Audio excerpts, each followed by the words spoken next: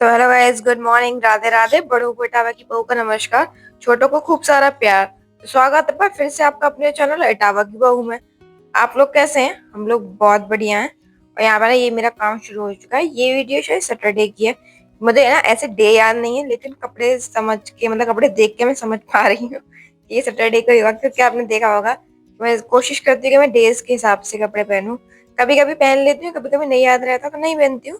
तो मतलब कोशिश तो मैं करती हूँ। तो अभी सैटरडे गया है, तो ये सैटरडे का ही होगा। और यहाँ ना ये सब्जी बन चुकी थी, तो मतलब मैं इसे कटोरे में कर रही थी।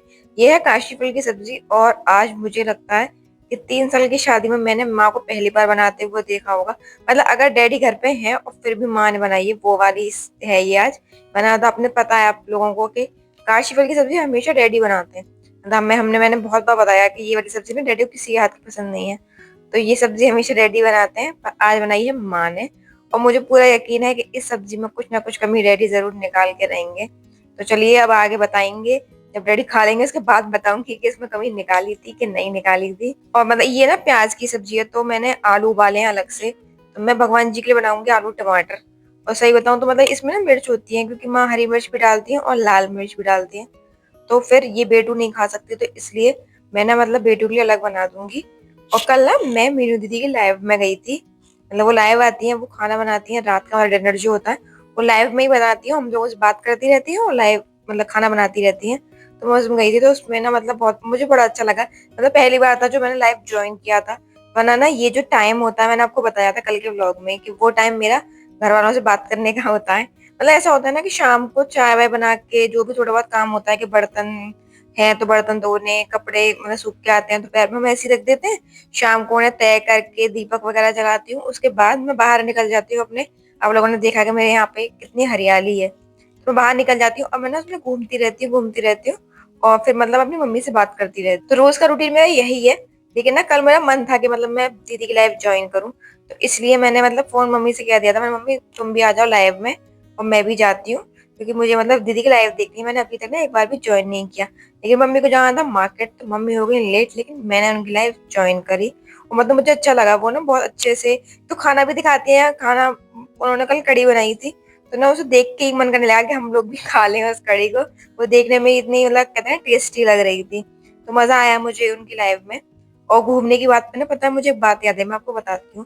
कि जब बेटू मेरे पेट में थी ना, तो मैं जैसे अब घूमती हूँ, मैं शुरू से ही मतलब शादी के 5-6 महीने के बाद ही मैं ना स्टार्टिंग में तो मैं घर से बाहर निकलती नहीं थी। तो यहाँ पे ऐसा नहीं है कि मतलब बहू हो तो अंदर रहो, ये सब चीजें टचवुड इन चीजों में मैं बहुत लकी हूँ। कि मतलब मेरे जो डैडी है वो इतने उस सोच के नहीं है कि नहीं बहू हो तो बाहर नहीं निकलो। वो मतलब कहते हैं कि तुम्हें अच्छी बात है कि तुम बाहर निकलो, थोड़ा घूमो फिरो। वैसे चाहे नहीं घूमो, लेकिन थोड़ा बहुत शाम के टाइम में तो बाहर निकलो, थोड़ी ताजी हवा लो। तो ना मैं बाहर 6 महीने के बाद ही शायद मैं बाहर घूमने लगी थी। तो तब तो ना मैं और मैंने बगल वाली दीदी बताई है आप लोगों को, वो ना हम लोग सारे बाहर बैठ जाते थे कुर्सियां डाल डाल के, और वहां पे हम अपनी पंचायत लगाते थे। मतलब 5-6 बजे से लेके कम से कम 8-9 बजे तक हम पंचायत लगाते थे। उसके बाद हम खाना खाने चलते थे। और नहीं तो कभी कभी ऐसा होता था ना कि मेरी तबीयत खराब होती थी, मतलब मेरा मन नहीं है बाहर जाने का, तो बगल वाली दीदी जो है वो भैया है, मतलब वो दीदी, एक दीदी है और 2 भैया हैं। तो वो लोग ना घर ही आ जाते थे मेरा मनोरंजन करने के लिए। हम लोग ना साथ में बहुत ज्यादा मस्ती करते थे, मतलब इतना मजा आता था उस टाइम।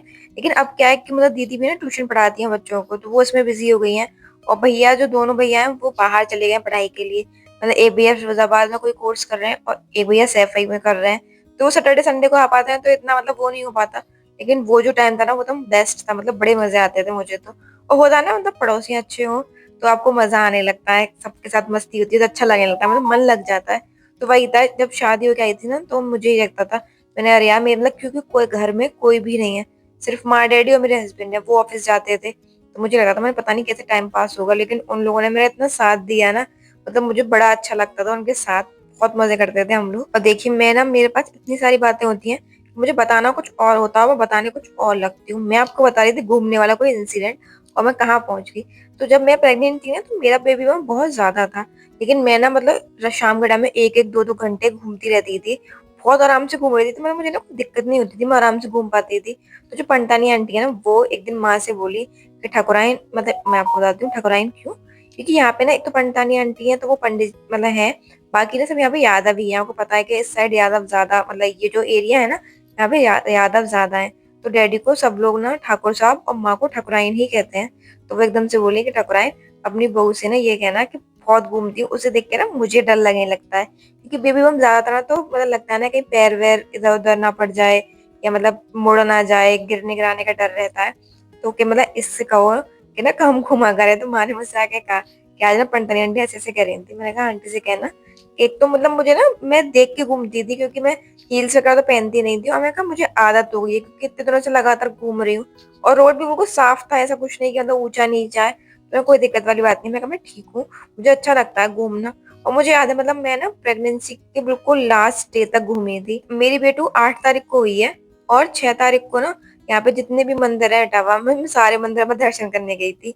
एक तो पिलवन मैंने आपको दिखाया, वो हनुमान जी के जो सिद्ध मंदिर है यहाँ पे, वो थोड़ी दूर है, वो भी गई थी मैं गाड़ी से ही। मतलब हम सब लोग गए थे, राज आ गया था तो मैं राज को मतलब हम राज वगैरह हम सब लोग गए थे।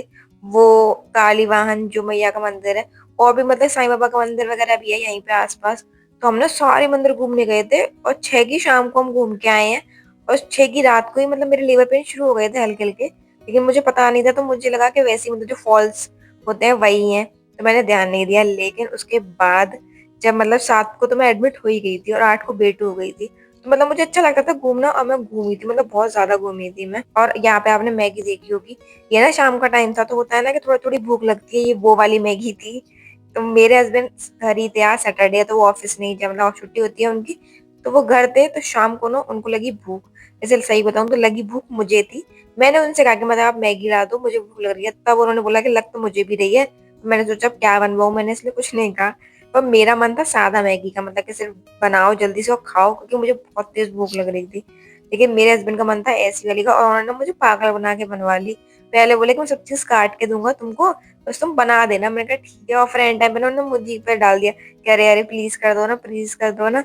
सब चीज काटी भी मैंने और बनाई भी मैंने। और होता है ना कि मतलब जब भूख लगती है तो कुछ भी चीज अच्छी लगती है।